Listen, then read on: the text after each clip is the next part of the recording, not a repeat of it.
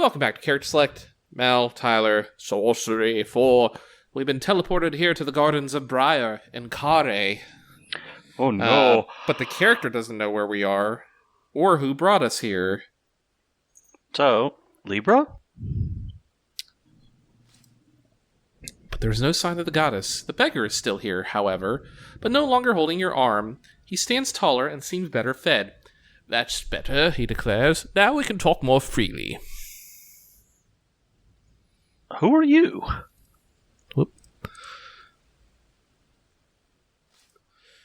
My name is Throben.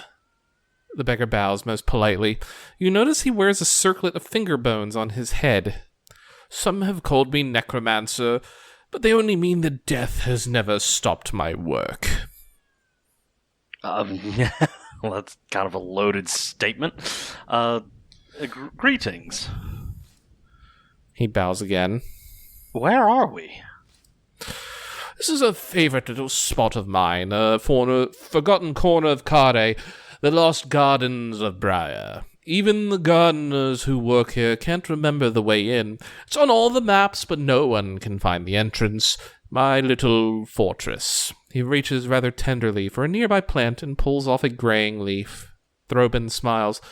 Come, let's walk a little, shall we? He begins to saunter between the trees, and you follow. What have you done? Moved us elsewhere, Throben replies, so we can talk. This place is hidden from the Archmage. You observe. Quite so, Throben replies. The Archmage would chew a death sponge mushroom and then eat my brains if he had the chance. Best for us all if that doesn't happen. Throben points at a nearby flower. You see this one? Purple thornweed. Only grows in one place. The slopes above my home village. And also here, in the gardens. Yeah, apparently. Where is that? I grew up in the same village as the Archmage, you know. A small place called Kariyama. Maybe you've heard of it. He sweeps away, his face hidden from view. This way now. He steps between two plants and disappears. You push your way between the plants and find the beggar waiting, only now he is no beggar, but a tall, handsome man, wearing a long cloak embroidered with runes of power. There you are, he booms. I was told to expect you. Timey-wimey bullshit. Mm-hmm. Have you been waiting long? You ask with surprise. About a month, he answers. Please, excuse any confusion. I use these gardens for conversations quite extensively, but I have to space them out. One cannot have things overlapping. Now then, he smiles, I believe will be, talking about Mampang and your impending death. Great. A goddess and now a necromancer are both telling us we're gonna die. Will you help me? I won't save your life, if that's what you mean, he replies.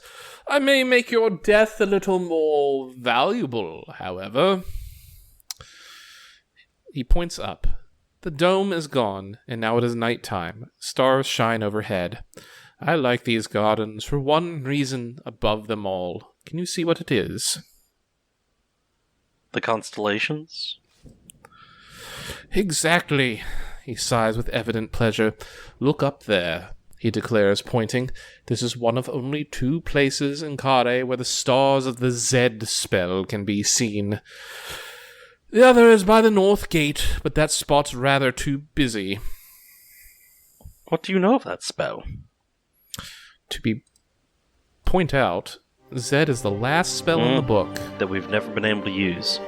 The most formidable spell in lore, but no one knows why, has only been cast once by a powerful necromancer from Throben, named Throben, who was never seen again. What says from?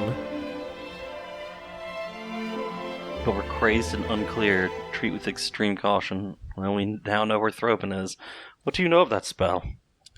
The mention of ZED makes you stop short. The secret magic, the most powerful knowledge unknown to all. What do you Now, know of that spell? you demand. Zed, he intones. This is the great discovery of the necromancers. A spell powered by and fascinated by death. Some thought it prevented death, but it does not. Quite the opposite. The stars of Zed cause a death of the most significant final kind. What kind of death is that? The true death. The absence. But the secret is too powerful to share openly. Please. He gestures at another path leading between trees as wide as bears that have fallen together to form an arch. After you. Then I guess the archway? You slip under the arch and arrive in a field of bright yellow and purple flowers, terrifically overgrown. Brambles choke the edges of the path. The man does not follow. Okay. I guess call out to him? You call out, but hear no response. It seems you are quite alone. High above, you see two harpies flying past, screaming to each other and pointing, but they are not coming for you. I guess search the bushes? Unless we get... You search the bushes, but find nothing. There's nothing hiding here, nothing waiting for you. Okay, move on. The beggar has abandoned you, and it seems you must find the path back to Mampang yourself. We can go onwards or turn back. Can you zoom? I can't read those from here. Sorry. I can't read the little things you've got. Turn back. Okay. On the right. Onwards to the left. So it literally said onwards and turn back. Okay. Yes. Yes. Yeah, fair enough. I guess we will move onwards. You push on forwards through the towering flowers into an area of cracked blue paving and fronded shrubs and glass pots. To your relief, the beggar is here once more. He looks older than ever. Now you understand, he hisses. Now you see why you have to die. So there's something supposed to happen there. It's like, I think you have missed something. Possibly, the necromancer agrees. It's hard to keep things in the right order when you are as cursed as I am. You were telling me about a spell. Most likely I was, he agrees. The ZED spell is difficult to cast, you see, because you can't cast it at once. You have to cast it at 2 separate times. 2 times, but 1 casting, got it? Like left and right hands clasped together. He demonstrates, linking thumbs and flapping his fingers like a butterfly. You begin now and finish later? No, he says, wincing slightly as he speaks. I mean, when both castings are cast, they are the same casting. 2 castings at different times cannot be at different times, so the time between disappears. He squashes his butterfly fingers into a single 2-handed fist. The time collapses? Beautifully put, he replies. The beggar spits a tooth, then picks it up to admire. Be valuable that one of these days, he remarks. Take the tooth. You reach down for it. Uncouth villain, he curses, batting your hand away. Now we'd best be getting on. We don't want you coming back here when you finally die. I'm so confused, Tyler. I have timey-wimey bullshit. It's so like I'm trying to process this and like the math doesn't math.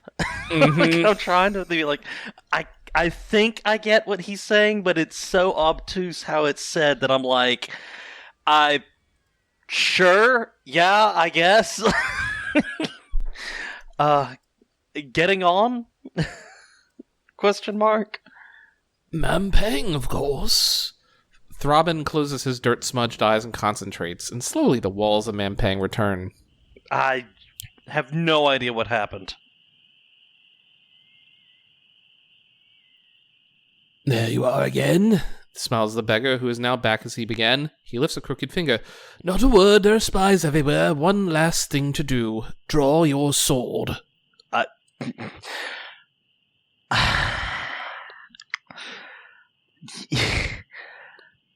Why? This is the sort of thing people do in Manpang. Draw it. I... Okay, I guess draw the blade. You obediently draw your blade. Throbbing beams with glee, and then before you can stop him, he runs himself deep onto the blade. What the hell? For the ghosts of the backlands, I curse you with This, he whispers, and there's fury in his eyes. In the last moments, you see him hurl up his arms, creating some kind of incantation. A terrible force builds around his body, but then seems to only half explode. You are caught at the moment of detonation.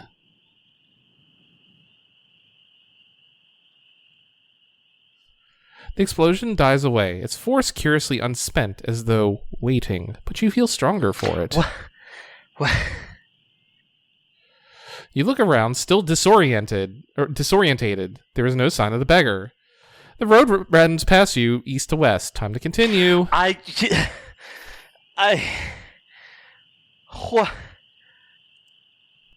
What? What's the matter, Mal? I don't know what happened. What the fuck just happened there? That was... Sure?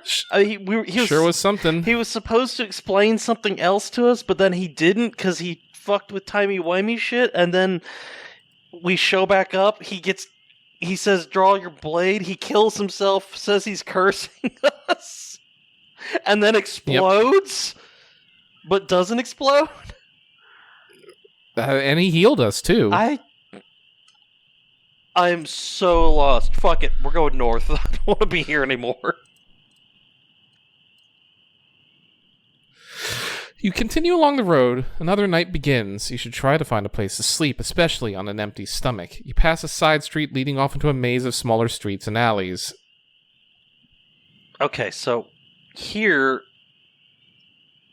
Hold on, I'm trying to look through... Zoom out real quick.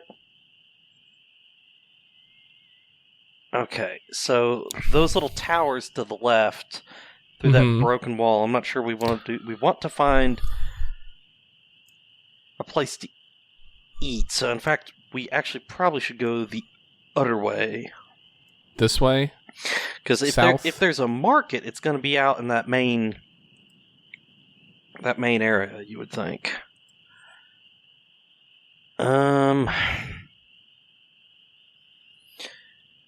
Because we just came out of the wheat fields.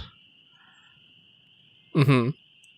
We've got some weird towers over to the far left there. Yep. It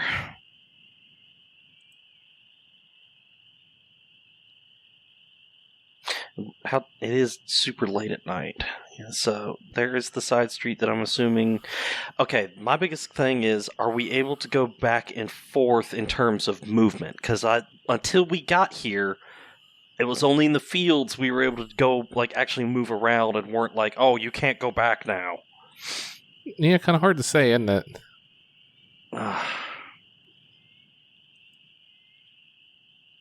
guess we'll go south. I want to, by the time a day breaks, I'd like to see if we can't get some food. Alright. Main road? Yep. You follow the main road around a corner. You pass broken buildings falling into disrepair. Some still show signs of habitation. It passes by a large gate. The night is drawing on. Before you is a stone facade that stretches the length of the street, and it seems to be closed for the night. Interesting. I'll look at the building. Arched windows are placed evenly, though several panes are missing. Worn steps lead to a door that is rather small for such a large building, but the doors are sealed fast for the night. So it's some kind of building. I don't see. I think it's this one here. It's probably that big chunky one. Yeah. That's the only biggest one I can see there. And I don't know what that is, but I don't know if we want to go in there or not. I'd say let's try to find an inn, but I don't think they have inns in Mangpang. Unfortunately. This doesn't seem like a tourist destination. I guess zoom back into our bro.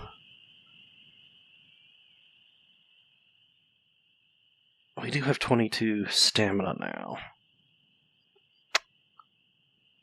I guess we shall attempt to continue along the road. The night air is cool and good for walking. To the square.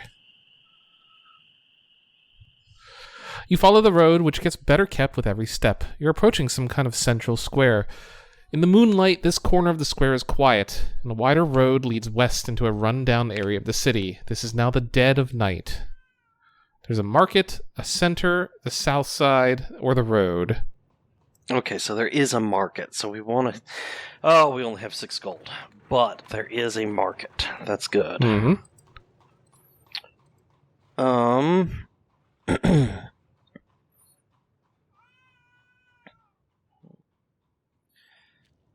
Let me see here.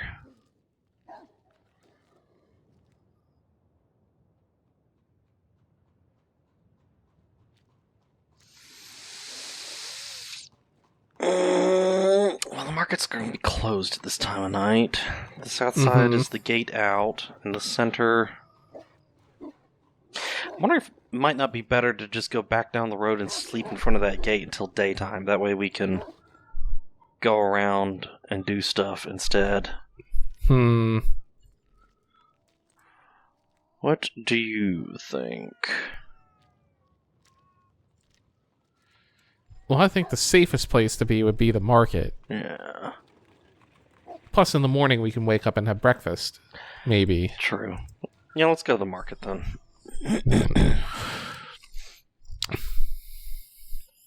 Oh, damn it.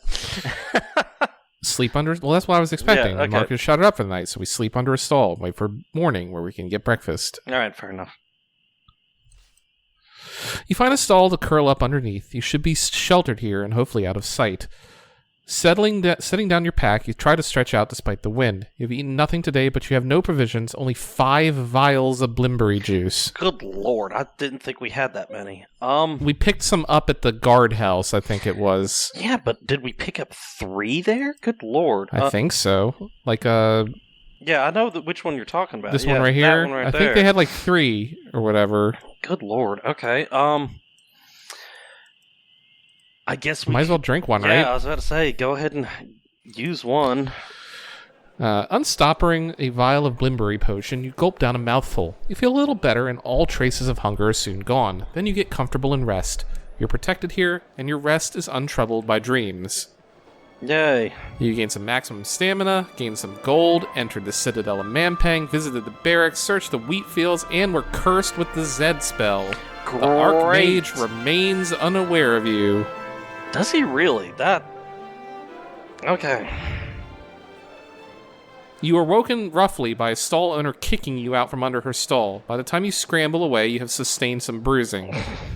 I mean, that's fine. Yeah, we have fair. more stamina than we had yesterday. You can head in several directions from here. They won't let you shop, apparently. That is annoying. So what are the options? We could go... Well, so we have the west side, which is over here. Uh-huh. The north side, which is going up to the Citadel. Probably not the way to go in. The east side, which is going over here. The south side, which is going towards the gate. Or this archway, which is going into this big building here. That's an awfully big building. That it is. I'm hoping that we can move somewhere and then come back to the market.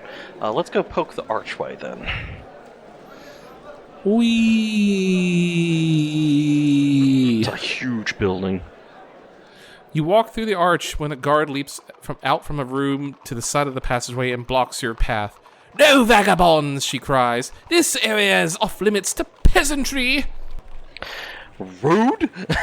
Oh, do you think we could, like, cast a spell and use, like, I was gonna say, do we have God? I was gonna say, yeah, the illusion of treasure or whatever. It's like, Yeah.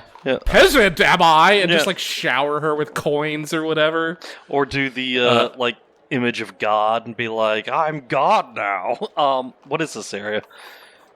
You raise your arms to gather the starlight, and the guard's halberd goes left-right, knocking your wrist down. No sorcery in here either, she snaps. Well, then that obviously means I'm not a peasant. It's closed, she replies, speaking loudly as though you were hard of hearing. Her halberd comes up a little higher. So who is allowed in?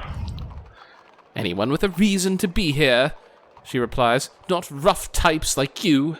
Alright, I guess we will leave for now. You turn back and step out into the square. So, there's got to be a way to get in. You return to the east side of the bustling square. The buildings on the eastern edge are a little more ramshackle. The arch leads to another smaller yard. An alley runs past it, and a pillory sits to the north of here. A few clouds scud across the sky. I like their choice of words. It's a good one. Damn, maybe when we were in the guards' barracks, we should have seen about looting a guard outfit or something like that.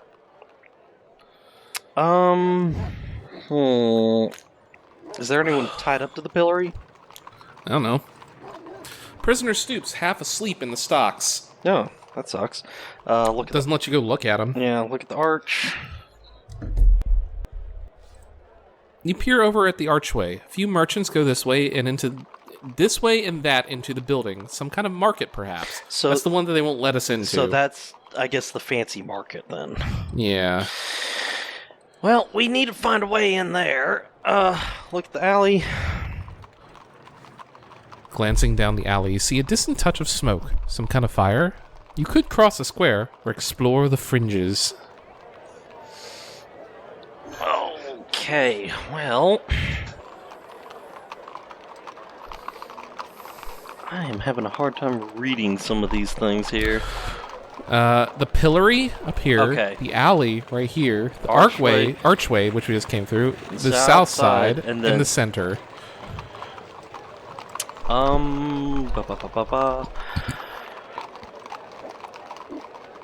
Let's go to the center.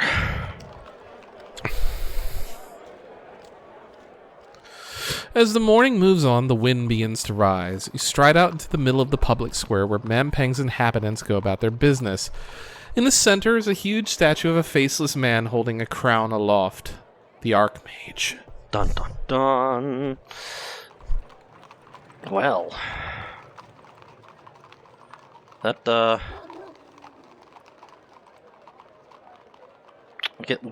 First look around.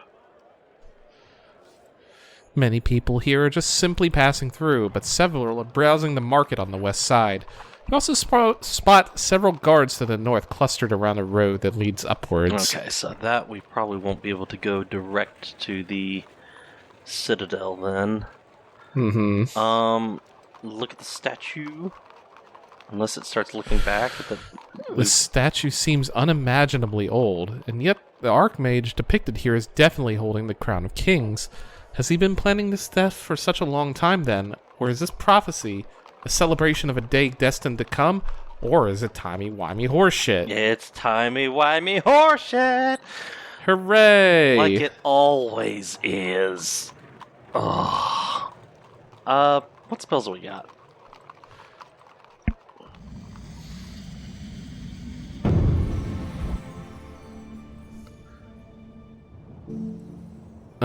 Doc, Far, Res and Rap. What does Rap do again? Talk. Is it Anomolous? Oh, no, all languages. Okay.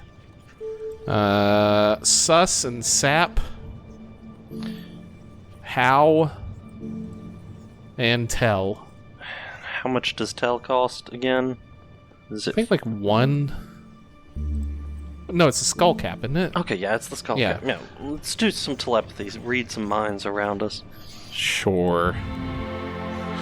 You bind the starlight into shape around you, pulling on the cloth skull cap as you do so. From all around the square come a multitude of thoughts, and you concentrate to pick one out. A nearby monk is shaking with fear. Those red eyes, he murmurs to himself. They're God-fearing, but I fear them. You remove the cap once more. There are guards patrolling frequently even here. You'll have to be careful to blend in.